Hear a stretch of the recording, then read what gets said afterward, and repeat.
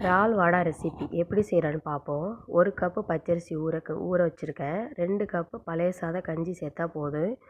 1 கப்புக்கு 2 கப்பு பழைய சாத கஞ்சி. இது எப்படி அரைக்கிறேன்னு பார்ப்போம். தண்ணியை வடிச்சிட்டு அரிசியை நல்லா இப்படி துணியில் விரித்து உலர்த்தி எடுத்துக்கிறோங்க. இது நல்லா உலர வச்சு எடுத்தால் தான் பவுடராட்டம் வர்றதுக்கு நல்லாயிருக்கும். இப்போ கஞ்சியில் லைட்டாக தண்ணி ஊற்றி அதை பேஸ்ட்டாட்டம் அரைச்சிக்கிடலாம். அரிசியும் கொரன்னு அரைச்சி அதோட மிக்ஸ் பண்ணிடுங்க. உப்பு போட்டு நல்லா பிசைஞ்சு விட்டு வெள்ளை துணியில் கட்டி வச்சுருங்க.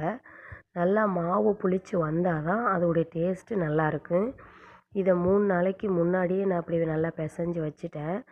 3 நாள் சென்று பார்க்கும்போது மாவு நல்ல கண்டிஷனில் நல்லா வந்திருக்கு, புளிச்சு அழகாக வந்திருக்கு. இதுக்கு என்னெல்லாம் சேர்க்குறேங்கிறத இப்போ பார்ப்போம். அரிசி பவுட்ரு எப்படி சேர்க்குறேன்னு பார்ப்போம். பொரி அரிசியை நல்லா வறுத்து நல்லா சவக்க விட்டு பவுடர் பண்ணி எடுத்துக்கிறோங்க. இதில் 3 ஸ்பூன் அதோட சேர்த்தா போதும் அந்த மாவோட. இப்போ மாவை ரெடி பண்ணலாம். உப்பு, பொரி அரிசி பவுடர் 3 ஸ்பூனு, சோடாப்பு போட்டு நல்லா மாவை பிசைஞ்சு வச்சுக்கிறோங்க.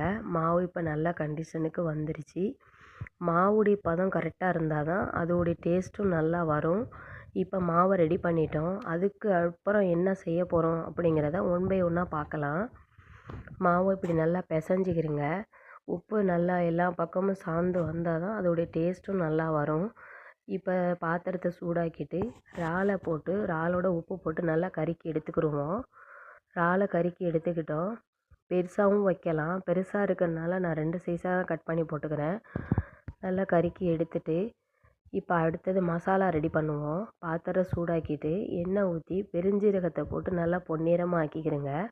பொன்னிறம் ஆனதுக்கப்புறம் பொடி வெங்காயத்தை நல்லா வதக்கிக்கிறேங்க. பொடிசாக தான் கட் பண்ணி வச்சுருக்கேன். அதை நல்லா வதக்கணும். வெங்காயம் வதங்கினா தான் அதோடைய டேஸ்ட்டே நல்லா வரும்.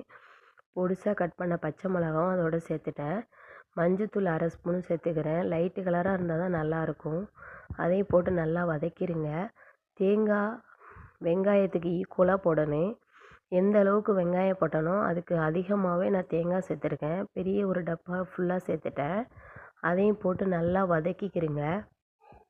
நல்லா வதங்கி ரெடி ஆகுனா தான் அதோடைய டேஸ்ட்டு நல்லா வரும். உப்பு தண்ணி கரைச்சி ஊற்றி லைட்டாக தண்ணி ஊற்றி நல்லா பொழுண்டு இல்லாமல் கொஞ்சம் மசாலா கொஞ்சம் திக்காக இருந்தால் நல்லாயிருக்கும். இப்போ ரெடி பண்ணியாச்சு மசாலா ரெடி பண்ணியாச்சு. அடுத்தது எப்படி போடுறோங்கிறத பார்க்கலாம்.